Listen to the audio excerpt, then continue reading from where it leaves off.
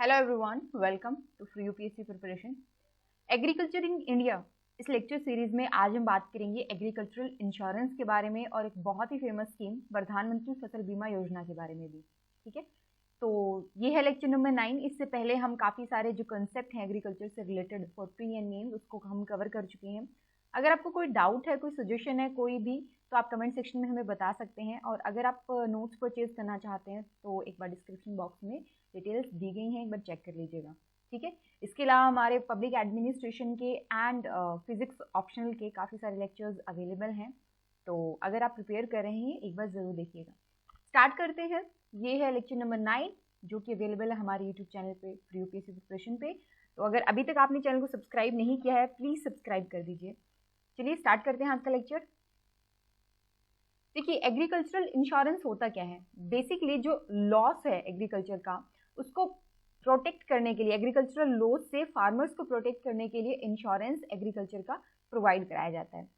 तो यहाँ पर आपको एक चीज़ समझनी है कि सिंस इंडिया मॉनसून डिपेंडेंट है और साथ ही साथ अगर आप बात करें नेचुरल क्लैमिटी की, तो बहुत सारे ऐसे फैक्टर्स हैं जिनको कंसिडर किया जाता है। ठीक है, हो सकता है एक सीजन ऐसा है जहाँ पर फ्लडिंग बहुत ज़्यादा हो, एक सीजन ऐसा है जहाँ पर ड्रोट जैसी सिचुएशन बन गई हो, एक सीजन ऐसा है जहाँ पे अर्थक्वेक की संभावना हो, सुनामी की वजह से जो कोस्टल एरिया है वहाँ की फसलें खराब हो गई हो, और भी बहुत सारे रीज़न हो सकते हैं। तो इन सारे एग्रीकल्चरल लॉस से फार्मर्स को प्रोटेक्ट करने के लिए एग्रीकल्चरल इंश्योरेंस चलाया जाता है। ये स्टार्ट किया गया था 1985 में और उसके बाद में बहुत सारी पॉलिसीज लाई गई और बहुत सारे चेंजेस भी लाए गए उन पॉलिसी में टाइम टू टाइम। कुछ स्कीम्स का मैं नाम ले रही हूँ। जैसे पहली थी 1985 में स्टार्ट करी गई थी कॉम्प्रिहेंसिव क्रॉप इंश्योरेंस स्कीम। अगर ये नाम याद ना भी रहे तो भी इट्स ओके, क्योंकि अभी जो है इनका नया वर्जन आ चुका है, मॉडिफाइड वर्जन आ चुका है। देन 1999 में नेशनल एग्रीकल्चरल इंश्योरेंस स्कीम चलाई गई थी। 2007 में weather based crop insurance scheme चलाई गई थी और 2010 में modified national agricultural insurance scheme. तो ये जो नेशनल एग्रीकल्चरल इंश्योरेंस स्कीम है और modified national agricultural insurance scheme है, इनको मर्ज करके बना दिया गया प्रधानमंत्री फसल बीमा योजना। ठीक है, weather based crop insurance scheme को रीमॉडिफाई करा गया है, वो देखते हैं हम अभी। तो government of India presently 4 crop insurance scheme implement कर रही है। एक है प्रधानमंत्री फसल बीमा योजना, दूसरी है restructured weather based crop insurance scheme, तीसरी है unified package insurance scheme and coconut palm insurance scheme. तो हमारे लिए इसमें सबसे ज़्यादा इंपॉर्टेंट ये है पीएम फसल बीमा योजना। ये 2016 में खरीफ सीजन में, ध्यान रखिएगा, खरीफ सीजन में इसको लॉन्च करा गया था और ये रिप्लेस करती है नेशनल एग्रीकल्चरल इंश्योरेंस स्कीम और modified national agricultural insurance scheme को। अब दो स्कीम है, हो सकता है आगे जाकर के आपको कंफ्यूजन हो कि पीएम फसल बीमा योजना और ये जो weather based crop insurance scheme है इसमें क्या फ़र्क है। डिटेल में हम आगे डिस्कस करेंगे, बट इतना बता देती हूँ कि ये जो फसल बीमा योजना है ये ईल्ड पे बेस्ड होती है, जबकि वेदर बेस्ड जो क्रॉप इंश्योरेंस स्कीम है वेदर फिनोमिनास पे बेस्ड होती है। जैसे मान लीजिए टेम्परेचर कम ज़्यादा हो गया, ओके, ह्यूमिडिटी की वजह से जो क्रॉप प्रोडक्शन थी वो अच्छे से नहीं हो पाई, तो इन सारे फैक्टर्स को ध्यान में रख करके क्रॉप इंश्योरेंस प्रोवाइड कराया जाता है under the weather based crop insurance scheme. दोनों ही स्कीम 2016 में लॉन्च करी गई थी and this scheme is the modified और restructured version of erstwhile WBCIS और weather based crop insurance scheme. लेकिन हमें नई स्कीम की जरूरत क्यों पड़ी? कुछ ना कुछ ऐसी कमी रही होगी जिसकी वजह से, कुछ ना कुछ ऐसे लिमिटेशंस रहे होंगे, ड्रॉबैक रहे होंगे जिसकी वजह से हमें नई स्कीम की जरूरत पड़ी।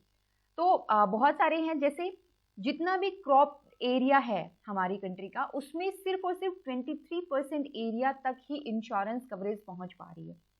टोटल जो एरिया है उसमें सिर्फ 23% एरिया पर ही लोग इंश्योरेंस का फायदा उठा पा रहे हैं। First thing.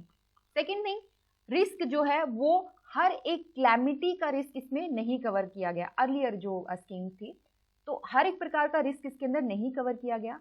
देन जो प्रीमियम रेट था उसके ऊपर कैप लगी हुई थी, ठीक है, इतना आप प्रीमियम दे सकते हो, तो उसकी वजह से फार्मर्स को क्लेम भी बहुत कम मिलता था। देन जो कमर्शियल और हॉर्टिकल्चर क्रॉप होती हैं उनके ऊपर प्रीमियम बहुत ज़्यादा था, मतलब एज आई हैज़ 25%, क्योंकि उसमें बहुत सारे रिस्क फैक्टर होते हैं। लेटेस्ट टेक्नोलॉजीज का ज़्यादा यूज़ नहीं होता था and they were delay in payment of claim. तो इन सारे ड्रॉबैक को ओवरकम करने के लिए, इन सारे ड्रॉबैक से निपटने के लिए एक नई क्रॉप इंश्योरेंस स्कीम को लॉन्च किया गया 2016 में, एंड दिस स्कीम वाज प्रधानमंत्री फसल बीमा योजना। इसके क्या क्या फीचर्स है वो देख लेते हैं। इसने दो एग्जिस्टिंग स्कीम को रिप्लेस करा, ये हमने डिस्कस कर ही लिया। ये बेस्ड है वन नेशन वन स्कीम के प्रिंसिपल पे, ओके, यानी कि पूरी कंट्री में एक जैसी स्कीम ही लॉन्च की जाएगी। एंड इसको कौन इंप्लीमेंट कर रहा है, नोडल मिनिस्ट्री कौन है, ministry of agriculture and farmer welfare. ये जो बुआई से पहले और कटाई के बाद तक के जितने भी मतलब लॉस हो सकते हैं उन सबको कवर करता है, ओके। तो इतना आपने ध्यान रखना है कि it provide comprehensive coverage of risk from pre sowing to post sowing losses against natural non preventable risk. Then post harvesting guarantee में, ये पोस्ट सोइंग है, बुआई से पहले और बुआई से बाद के जितने भी लॉस हैं उन सबको ये कवर करता है। देन जो लोकलाइज्ड क्लैमिटीज होती हैं, क्लैमिटीज जैसे मान लीजिए हेल स्टॉर्म, एक जगह पर ओले गिर गए एक ही जगह पे, है ना, और छोटे छोटे हो सकता है लोकलाइज्ड क्लैमिटी आई हो, तो उसकी वजह से जो फसल का नुकसान हुआ है वो भी इसके अंदर कवर किया गया है। इसका जो टारगेट है वो है कि 23% जो इंश्योरेंस कवरेज था टोटल ग्रोस क्रॉप्ड एरिया का, उसको बढ़ा करके हमें एटलीस्ट 50% करना है। अदर देन दैट ये स्कीम इम्प्लीमेंट की जाती है on area approach basis. Area approach basis का मतलब क्या होता है ये थोड़ा सा जानते हैं। एरिया अप्रोच बेसिस को हम डिफाइन कर सकते हैं in the form of defined area. Defined area क्या होता है, जैसे एक पूरे डिस्ट्रिक्ट है उसमें आपने एरियाज को डिफाइन कर रखा है, हो सकता है उस डिफाइंड एरिया के अंदर एक विलेज आता हो, और हो सकता है उस एरिया के अंदर एक या एक से ज्यादा विलेजेस भी आते हैं। तो यहाँ पर देखिए, डिफाइंड एरिया इज विलेज और village panchayat level for major crop and minor crop. अब आप समझोगे कि विलेज और विलेज पंचायत में क्या फर्क है, तो कई जगह दो या दो से ज्यादा गांवों को मिला करके एक पंचायत बनती है। तो डिफाइंड एरिया उस लेवल को या उसको कवर करता है, एरिया को कवर करता है, ओके, मेजर क्रॉप्स को भी और माइनर क्रॉप्स को भी। तो defined area is above the level of village और विलेज पंचायत। यहाँ पर फार्मर्स को कितना प्रीमियम देना पड़ता है, जब भी आप इंश्योरेंस लेते हो तो शुरुआत में आपको कुछ ना कुछ प्रीमियम देना पड़ता है, ठीक है। वो प्रीमियम कितना है फार्मर्स के लिए, अब यहाँ पर आपको समझना होगा कि जो प्रीमियम पेड किया जाता है वो होता है जितना आपने अमाउंट इंश्योर करा है, मतलब जितनी इंश्योरेंस की अमाउंट है उसका 2%, या फिर जो एक्चुरियल रेट है जो भी कम होगा उतना ही आपको पे करना है। एक्चुरियल रेट क्या होता है कि जो लॉस होने वाला है, कितना लॉस होने वाला है आपको फ्यूचर में, अगर आपने उसको प्रेडिक्ट कर लिया, that is your actuarial rate. मैं बहुत ही लेमन लैंग्वेज में आपको बता रही हूँ। तो 2% है, मान लीजिए आपने 50,000 का लोन लिया है, सॉरी 50,000 का आपने इंश्योरेंस लिया है, तो उसका 2%, या फिर आप जो लोन आपको दे रही है उनको लगता है कि नहीं आने वाले टाइम में 50,000 का लॉस हो सकता है, तो उसका 2% आपको एज प्रीमियम पे करना पड़ता है for all the kharif, oil seed and food crop. Rabi crop के लिए 1.5% है, और जो कमर्शियल एंड हॉर्टिकल्चर क्रॉप होती हैं उनके लिए 5% है। इसके अलावा जो बाकी का प्रीमियम है it is equally shared between the centre and state government. और इक्वली शेयर मतलब 50-50% बाकी का जो बचा हुआ, और नॉर्थ ईस्ट स्टेट में centre will pay 90% and state government will pay 10%। ये जो स्कीम है ये स्टेट्स के लिए वॉलंटरी है, स्टेट्स जरूरी नहीं है कि इसको ज्वाइन ही करें, ओके। एंड देन लीकेज को बचाने के लिए पीएम फसल बीमा योजना को डायरेक्ट बेनिफिट ट्रांसफर से जोड़ दिया गया। ये जो फीचर है ये 2017 के अंदर इंट्रोड्यूस किया गया था। इससे क्या होता है कि फार्मर्स को डायरेक्ट अपना जो क्लेम है वो अपने बैंक अकाउंट में मिल जाएगा। और अगर आप डायरेक्ट बेनिफिट ट्रांसफर का फायदा उठाना चाहते हो तो यहाँ पर आधार का रजिस्ट्रेशन कंपलसरी हो जाता है, मैंडेटरी हो जाता है। इसके अलावा गवर्नमेंट ने नेशनल क्रॉप इंश्योरेंस पोर्टल को भी लॉन्च किया, जिससे आपको एक वेब बेस्ड इंटरफेस मिल जाता है, वेब बेस्ड आपको सर्विसेज प्रोवाइड कराई जाती हैं।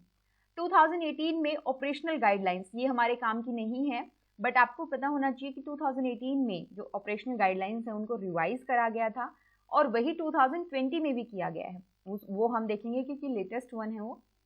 अच्छा, इस स्कीम के फायदा क्या है, एक तो प्रीमियम रेट काफी कम है, 1.5%, 2%, 5%, राइट, तो प्रीमियम रेट काफी कम है। और दूसरा, सेटलमेंट बहुत जल्दी हो जाता है क्योंकि मॉडर्न टेक्नोलॉजी का हम यूज कर रहे हैं। और इस स्कीम के तहत पोस्ट हार्वेस्ट जो लॉस होते हैं उनको भी कवर किया जाता है।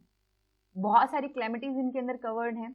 एंड देन जितनी अमाउंट उन्होंने इंश्योरेंस के तौर पे ली थी उतना ही उनको क्लेम इजीली मिल जाता है, कम नहीं मिलता। हालांकि इसके कुछ लिमिटेशंस भी हैं, जैसे कवरेज बहुत कम है, अभी भी हम 23% से आगे बढ़कर 50% तक जाना चाहते थे, बट अभी उतने कवरेज नहीं है। और स्टेट गवर्नमेंट के द्वारा पेमेंट में कई बार डिले किया जाता है, खास करके जब प्रीमियम देने की बात आती है तब।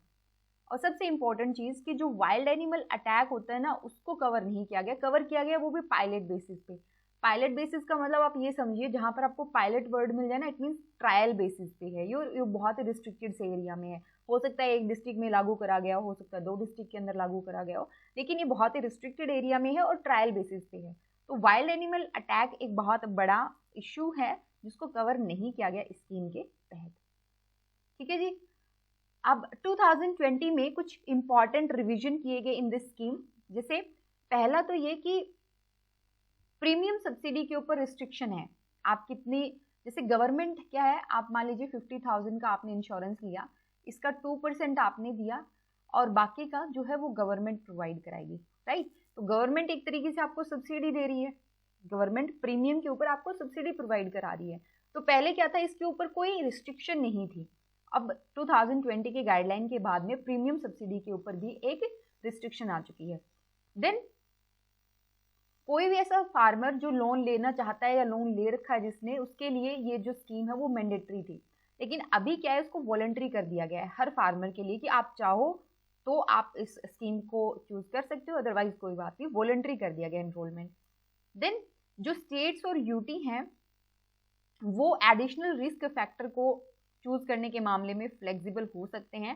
पहले क्या था, सब कुछ जो गाइडलाइन थी वो मैंडेटरी थी, अब उनको थोड़ा सा फ्लेक्सिबल बनाया गया। यूनियन बजट 2021 एंड 2022 में गवर्नमेंट ने तकरीबन 16,000 करोड़ रुपए दिए थे इस स्कीम को। अब आप मुझे बताएंगे कि क्या 2022 एंड 23 के बजट में गवर्नमेंट ने कुछ अनाउंस किया है इस स्कीम को लेकर के? ये आपको बजट जो डॉक्यूमेंट होता है वहां पर आपको मिल जाएगा अगर गवर्नमेंट ने अनाउंस किया होगा तो, लेकिन बताना जरूर है। ऐसा मत सोचना कि मनीषा ने बस लिख दिया और आप कमेंट सेक्शन में नहीं बताएंगे, एक बार जरूर मेंशन करना, ओके। चलिए आगे बढ़ते हैं, और ये है restructured weather based crop insurance scheme, that is RWBCIS। ये 2016 में लॉन्च की गई थी। इससे पहले जो स्कीम थी वो थी weather based crop insurance scheme, जिसको रिस्ट्रक्चर किया गया। और इसकी भी नोडल मिनिस्ट्री कौन सी है? Agriculture ministry, agricultural and farmers welfare ministry. इसके अंदर major food crop, oil seed, commercial, horticulture crop को कवर किया गया है। लेकिन आपको लगेगा कि जब हमारे पास फसल बीमा योजना थी तो हमने इसको क्यों मतलब रिस्ट्रक्चर किया, ये स्कीम क्यों लेकर के आए? अब यहाँ पर देखिए, इस स्कीम के तहत फार्मर्स को इंश्योरेंस प्रोटेक्शन दिया जाता है अगेंस्ट एडवर्स वेदर इंसिडेंट। अब वेदर वर्ड हमारे लिए इंपॉर्टेंट है। वेदर इंसिडेंट क्या हो सकते हैं? एडवर्स हो सकता है कि रेनफॉल कम या ज्यादा हो गई हो सकता है टेम्परेचर डिफरेंस आया हो, मॉइस्चर भी एक इंपॉर्टेंट वेदर फैक्टर है।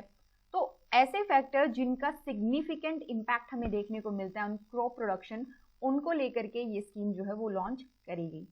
देन बाकी के जो प्रीमियम वगैरह हैं, एरिया बेस्ड अप्रोच है, वो सिमिलर हैं फीचर इसके प्रधानमंत्री फसल बीमा योजना जैसे ही हैं। जो डिफरेंट पॉइंट थे वो मैंने यहाँ पर आपको बता दिए। यहाँ पर आप कंपनसेशन कब ले सकते हो? तभी ले सकते हो कि अगर एडवर्स वेदर इंसिडेंट आपके एरिया में देखने को मिलता है। इसको कैसे देखा जाएगा, मेजर कैसे किया जाएगा? गवर्नमेंट ने बाकायदा इसके लिए अलग अलग एरिया में एडवर्स वेदर इंसिडेंट को मेजर करने के लिए जो इंस्ट्रूमेंट होते हैं उनको यूज किया है, इंस्टॉल किया गया उन इंस्ट्रूमेंट को। अब बात करते हैं कृषि मेघ के बारे में। ये Indian council of agricultural research की डेटा रिकवरी है। बेसिकली क्या होता है कि यहाँ पर टेक्नोलॉजी का यूज किया जा रहा है for the benefit of agriculture और for the benefit of farmers. So it has been built to mitigate the risk and enhance the quality, availability and accessibility of e-governance. आप ध्यान रखिएगा कि एग्रीकल्चर के फील्ड में e governance, research, extension and education को बढ़ाने के लिए, उसकी क्वालिटी को इम्प्रूव करने के लिए, अवेलेबल बनाने के लिए, एक्सेसिबल बनाने के लिए कृषि मेघ को बनाया गया। और ये एक प्रकार से रियल टाइम डेटा प्रोवाइड कराएगा किनको? रिसर्चर्स को। तो ये था हमारी तरफ से एग्रीकल्चरल इंश्योरेंस के बारे में। अगर आपको कोई लगता है हमने कोई पॉइंट मिस किया है या कोई ऐसी स्कीम जो हम इम्पॉर्टेंट थी, तो आप एक बार कमेंट सेक्शन में ज़रूर बताइएगा। ओके, तो चलिए ख़त्म करते हैं आज का लेक्चर, कल मिलते हैं। Till then take care and thank you so much.